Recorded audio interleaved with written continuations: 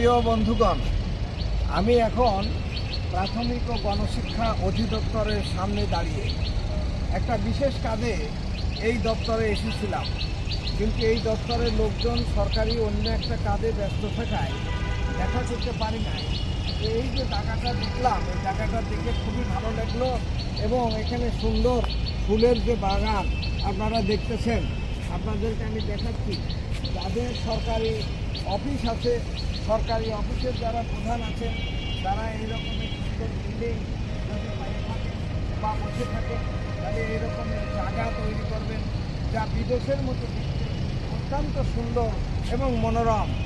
এই অফিসে যারা আসবে, যারা ভিজিটার আসবে ডিস্ট্রিক্ট লেভেল থেকে, উপজেলা লেভেল থেকে, তারা এই জায়গাটা দেখতে ইন্সপায়ার্ড হবেন যে তারাও যে উপজেলা লেভেলে বা জেলা লেভেলে রয়েছেন, তারাও যেন তাদের অফিসটাকে এত সুন্দরভাবে সেট করতে পারেন। এই যে এখানে এই ফুলের বাগানে আপনি বসবেন, এখানে বসার জন্য জায়গা আছে, আপনি বসতে পারবেন। এখানে লাইট আছে, রাত্রে লাইট জ্বলবে। এই যে ঘাট, এই যে সুন্দর ঘাট, এটা তো আপনি রাতে লাইট জ্বলেন, তার একটা ব্যবস্থা আছে।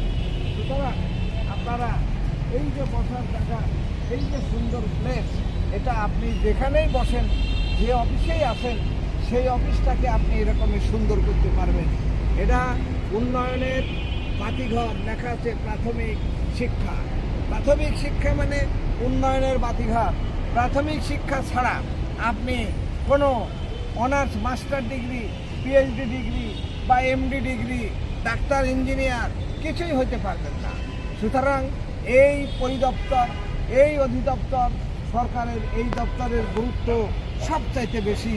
আপনারা আপনাদের বাচ্চাদেরকে যেখানে যে স্কুলে, প্রাথমিক স্কুলে পড়ুক না কেন, সেই লেখাপড়াটা যেন, বেসিকটা যেন তাদের ঠিক হয়, তারা যেন ইংরেজি, বাংলা, অঙ্ক খুব ভালোভাবে জানে, সেই চিন্তা করে আপনারা এই করবেন।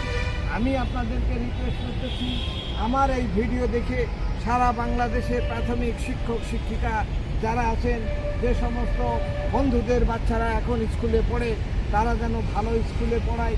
সব স্কুলই ভালো, কিন্তু পিতামাতাকে সবচেয়ে আগে গুরুত্বপূর্ণ ভূমিকা পালন করতে হবে। তারাই প্রকৃত মাস্টার। বাবা মা যে শিক্ষা দেবে, সেই শিক্ষার বাইরে আর কোনো শিক্ষা নাই। নামাজ পড়ানো, কোরআন পড়ানো, ধর্ম শিক্ষা দেওয়া, গার্জেনকে মানা। এবং ডিজি, এই অফিসে আমি আসলাম, ডিজির খুবই প্রশংসা শুনলাম। অনেকে বললেন যে ডিজি নাম হচ্ছে শাহিনারা ফেরদৌস। তিনি আজকে সরকারি গুরুত্বপূর্ণ কাজে তার দপ্তরের গুরুত্বপূর্ণ লোকজন নিয়ে বাইরে গেছেন।